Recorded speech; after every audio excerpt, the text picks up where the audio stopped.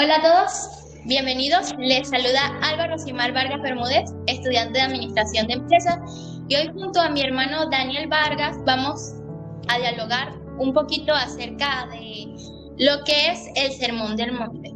¿Sabían ustedes que en los tiempos de antes, en la antigüedad, cuando un rey iba a gobernar, daba un discurso? Bueno,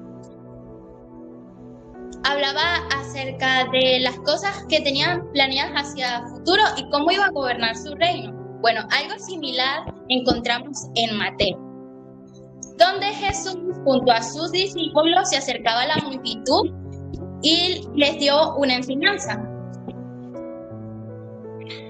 Es cierto, cuando nosotros leemos el libro de Mateo encontramos grandes verdades. Y en el capítulo 5 en especial observamos cómo Jesús subió un monte, reúne una gran multitud y empieza a declarar bienaventurados son, y finaliza casi siempre con la expresión del reino de los cielos.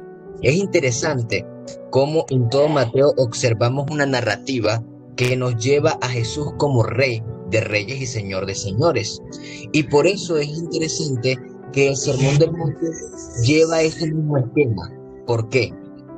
Porque observamos que Jesús empieza a dar declaraciones de cómo va a ser su reino cuando Él lo coloque sobre la tierra. Entonces, algo de lo que podemos observar por allí, lo que nosotros podemos ver, Alba, es que encontramos leyes, tanto expresiones sobre leyes morales de cómo tratar a las personas que tenemos a nuestro alrededor, cómo debemos tratarnos a nosotros mismos. Encontramos normas, estatutos, reglas, cosas que nos llevan de alguna manera u otra a Cristo. ¿Sabías tú que todo esto que observamos allí es como una nueva fórmula de la ley de Dios? Cuando nosotros observamos todo lo que está escrito en ese Sermón del Monte, que abarca del capítulo 5 al capítulo 7 de Mateo, encontramos a la ley de Dios explicada por Jesús para que el pueblo la entienda. ¿Qué te parece eso? Bueno, prácticamente es como una enseñanza, un manual de vida para los cristianos. Me parece muy interesante todo aquello que nos da. Empieza con las aventuranzas, nos da leyes, nos habla acerca de la ira, sobre el amor al prójimo, que es uno de los mandamientos más importantes. Exactamente. Podemos observar que en toda esta narrativa del Sermón del Monte encontramos declaraciones que nos llevan a nosotros para vida eterna. El capítulo 5 inicia comentando esta escena. Se sube Jesús al monte. ¿Sabías que en la antigüedad, como lo hemos comentado hasta ahora, en los reinos orientales, cuando era coronado un rey, su emisario subía a una montaña o a un pico alto, a un lugar donde tuviera altitud, para que todas las personas que se reunieran en la plaza del reino, en aquel monte, tuviera su declaración, diera su declaración, un discurso sentido que tocara el corazón de las personas que iba a dirigir, con el objetivo de que ellas se sintieran comprometidas. Ejemplo de esto lo encontramos en bastantes ocasiones en la Biblia. Por ejemplo, en Jueces se nos habla de la coronación de Abimelech, hijo de Gedeón, y se nos comenta que esto ocurre en un valle, y el emisario del mismo rey Abimelech se coloca en un lugar alto para expresar lo que el rey quiere decir a sus súbditos. De la misma manera, de forma similar, encontramos, por ejemplo, el edicto de Josías. Josías, el rey que desde muy pequeño inició a reinar, y cuando encontró la ley de Dios, se rasgó sus vestiduras y se dijo a sí mismo: mira, hemos hecho las cosas mal. ¿Qué fue lo primero que hizo? Bueno, mandó su emisario, que fue a la plaza, se ubicó en una parte alta y empezó a decir al pueblo: mire, desde ahora en adelante tenemos que entender que Jehová escribió en su ley, en su palabra, que las cosas deberían ser diferentes. O sea, observamos que esto era un comportamiento habitual que muestra cómo Jesús nos estaba diciendo a nosotros en este tiempo que Él es el Rey. Se declara a sí mismo Rey de Reyes y Señor de Señores. y cuando habla la conducta que debe tener el pueblo, nos está hablando precisamente de que Él espera de nosotros que sigamos las reglas y los estatutos de ese reino. Entonces, podríamos decir en pocas palabras, si nosotros nos consideramos cristianos y deseamos pertenecer a ese reino de los cielos, tenemos que seguir la manifestación de Jesús, de la ley de Dios, por medio de aquel sermón del monte. ¿Qué te parece? Interesante, muy interesante. ¿Por qué no nos vamos, Daniel, a Mateo 5, 13 al 16? Creo que es una de mis partes favoritas cuando nos llama a ser la sal de la tierra y la luz del mundo, lo que implica vivir de una manera que reflejemos la bondad y la verdad de Dios. Oye, sí, es bastante interesante. Estas palabras precisamente vienen después de varias declaraciones que hace Jesús, que también son muy hermosas y sentidas. Jesús inicia su sermón diciendo: bienaventurados son los pobres, pero en espíritu, porque de ellos es el reino de los cielos. Y sigue hablando acerca de eso. Nos comenta que bienaventurados son los que tienen hambre y sed de justicia, porque ellos serán saciados, por ejemplo. Dice también que bienaventurados son los que lloran, porque ellos serán consolados. Es como que Jesús hace un esquema de frases que muestran la verdadera felicidad cuando estamos en concordancia con su reino. Porque nosotros podemos observar la escena y decimos: pero ¿cómo puede ser feliz un pobre? ¿Cómo puede ser feliz una persona que llora? Pero Jesús dice: bienaventurado y dichoso, porque a pesar de que llores, a pesar de que seas pobre, en su reino serás dichoso. Y esa es la misma idea que llega cuando Él dice: ustedes son la sal de la tierra, ustedes son la luz del mundo. Cuando nosotros entramos en el reino de Dios, el cambio es evidente. No podemos ignorarlo, no podemos prácticamente decir que todas esas cosas que el Señor hace por nosotros no van a transmitir un cambio o una diferencia en nuestra vida, porque no es así, todo lo contrario. Cuando entramos en el reino de Dios, cuando entramos en el terreno de su soberanía, debemos tener un cambio, debemos ser diferentes. Y por eso Él dice: ustedes son la sal de la tierra. La misión de la sal como condimento culinario es que le da sabor a los alimentos. Si tú te comes no tiene sabor. Entonces, en pocas palabras, Jesús dijo a sus discípulos que ellos eran el sabor del mundo. Es lo que le da la diferencia, es lo que hace que nuestra existencia, nuestra vida cotidiana no se convierta en algo insípido, sino que en Cristo tendrá sabor, en Cristo tendrá una diferencia, en su reino.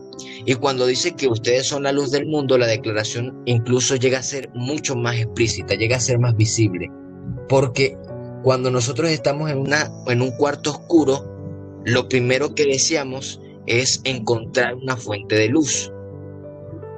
Y muchos de nosotros, cuando lamentablemente se va la luz, nos molestamos, incluso proferimos alguna palabra de lamento porque: ay, Señor, se fue la luz otra vez, yo tenía que hacer esto y esto, voy a dormir sin aire, etcétera, muchas cosas. Pero definitivamente, cuando el Señor dice que nosotros somos la luz del mundo y que una luz no debe esconderse debajo de una cama o de una mesa, nos está declarando de manera contundente que nosotros debemos hacer un cambio, que debemos ser diferentes.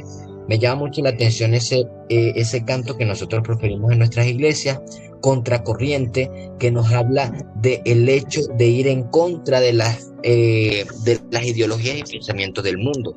Y eso es precisamente lo que el Señor nos dice por medio de esa declaración, que somos la sal de la tierra y somos la luz del mundo, porque la luz viene a alumbrar donde antes había tinieblas.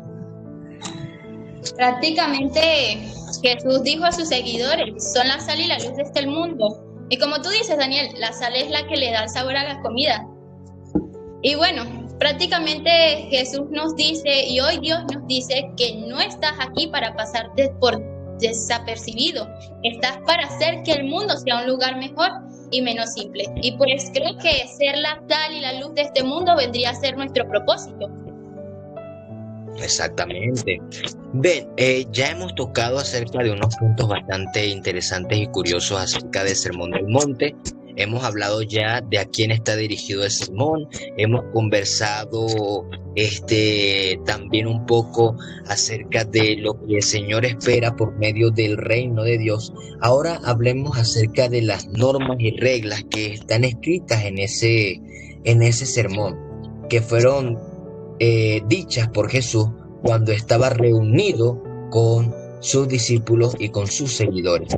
Y es bastante curioso observar que todas y cada una de aquellas declaraciones de Jesús están en relación con la ley de Dios, con los 10 mandamientos y con la ley moral. Entonces, en pocas palabras, nosotros podríamos decir que los estatutos del reino de Dios, del reino de los cielos, son los mismos estatutos de la ley de Dios. Es decir, Claro. dime. Prácticamente Jesús agarró las leyes antiguas y las hizo más profundas y más directas. Exactamente. Eso es una muy buena observación. Jesús viene y toma la ley de Dios anteriormente dada al pueblo de Israel en el Sinaí, pero que ya incluso Adán y Eva guardaban, y la pronunció nuevamente, pero esta vez con esquemas más sencillos de entender. Interpretó la ley de Dios y la colocó como el fundamento de su nuevo reino, del reino de los cielos. Entonces podemos observar allí lo que hemos comentado anteriormente, como que el Señor reafirma por medio de su Sermón del Monte que la ley de Dios es vigente y que es importantísima. Y es curioso que parte del Sermón del Monte Jesús dice las siguientes palabras: porque yo no vine a abrogar la ley o los profetas, sino que vine a cumplirlas. Es como que el Señor nos está diciendo: la ley todavía es importante y el que desea entrar al reino de Dios tiene que guardar la ley de Dios. ¿Cómo observas tú eso? ¿Cómo observo yo esto? Bueno, como ya te dije antes, Jesús agarró las leyes antiguas y las hizo más profundas. Por ejemplo, antes en los mandamientos encontraba no matarás. Pero Jesús después dice: si insultas o guardas rencor contra tu hermano, ya estás fallando. No necesariamente tienes que matar a alguien. O antes decía que no cometerás adulterio. Pero Jesús nos dice ahora: si miras a alguien con deseo sucio en tu mente, ya pecaste en tu corazón. Las reglas no basta tan solamente comportarse bien por fuera. Lo que piensas y sientes cuenta igual. Por ejemplo, no basta en la actualidad solamente con ir a la iglesia, demostrar que estás bien, te comportas bien, pero en tus pensamientos estás pensando cosas malas y tu corazón está, por así decirlo, sucio. Exactamente, porque el sentido del Sermón del Monte es mostrar a los oyentes y lectores, no solamente los de aquella época, no solamente el Israel de los tiempos de Jesús, sino también a la Israel actual que somos nosotros, que somos injertados en Cristo Jesús. Nos quiere mostrar por medio de ese sermón que el pecado y que la transgresión de la ley va más allá de lo exterior, sino que el pecado y la transgresión de la ley nace de nuestros propios corazones, cuando decidimos alimentar una y otra vez esa parte de nosotros que nos quiere llevar a hacer el mal. Y precisamente eso es prácticamente una de las declaraciones que más adelante Jesús da en aquel sermón, porque dice: miren, ustedes busquen tener tesoros allá arriba, en el cielo, y no tesoros aquí en la tierra. Y prácticamente nos da a entender que el Señor espera de nosotros que fundamentemos nuestra fe, nuestra confianza en el reino que está en el cielo y no el que podemos encontrar aquí en la tierra. Y es sumamente curioso que cuando nosotros vamos a esas declaraciones, cuando nosotros empezamos a ver el aspecto de la ley, el esquema, como tú nos lo estabas mencionando, que Jesús dice: bueno, se les ha dicho no matarás, no se divorciarán, no harán esto, esto, otro. Sin embargo, si ustedes no hacen esto, entonces también están fallando. Como que Jesús está extendiendo los requerimientos de esto y lo lleva mucho más allá de lo que las personas en ese tiempo creían. Y a esto vamos al hecho de que el pueblo de Israel en ese tiempo creía que la salvación se podía conseguir o se podía ganar, que se podía obtener. Pero por medio de todo eso Jesús les estaba dando a entender que por mucho que ellos se esforzaran, la salvación de su vida, la vida eterna que deseaban conseguir, jamás les iba a llegar por medio del mérito. Porque realmente todas esas observancias que ellos tenían ni siquiera era la mitad de lo que el Señor por medio de su ley requería. Pero aquí mismo, en este mismo sermón, se hace una declaración extraordinaria que nos lleva a nosotros a pensar en que nuestra dependencia, tanto para obtener la salvación como para seguir en nuestra vida cotidiana, se encuentra en la confianza absoluta en Dios. Cuando vamos a Mateo 6, versículo 33, Jesús dice: sigan primeramente el reino de Dios y su justicia, y todo lo demás que necesiten les será añadido. Daniel, me parece muy interesante lo que dijiste anteriormente de que Jesús nos aconseja no amontonar riquezas en la tierra, sino en el cielo. Bueno, creo que hoy puedo comprender un poco más acerca de esto, ya que Jesús enseñó que nuestro verdadero tesoro es el reino de Dios y su justicia. Además, creo que nos desafía a ser generosos y solidarios con los que sufren. Así como dice acá, amarás a tu prójimo como a ti mismo. También nos prometió que si hacíamos esto tendríamos un tesoro incorruptible y inagotable. ¿Sabes cuál es ese tesoro, Daniel? El reino de los cielos. De los cielos, que el reino de los cielos, ni ningún tesoro será más valioso que el corazón donde habita Dios. Amén. Así es. Una reflexión muy, muy poderosa. Y en síntesis podemos decir que esto es lo que nos habla el Sermón del Monte.